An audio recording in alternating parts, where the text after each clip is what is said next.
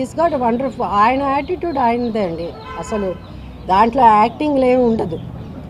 పవన్ కళ్యాణ్ గారి గురించి మీరు డిప్యూటీ సీఎం ఆయన గురించే కదా మీరు చెప్తున్నారు.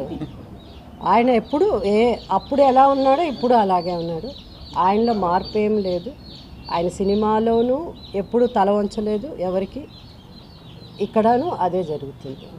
తనకి ఒక స్టైల్ ఉంది, తనకి కొన్ని ప్రిన్సిపల్స్ ఉంది తనకి అని. లేకపోతే ఇంత స్టడీగా ఎప్పుడో వెళ్ళిపోయి ఉండాల్సింది, మధ్యలో వదిలేసి వెళ్ళలేదు కదా.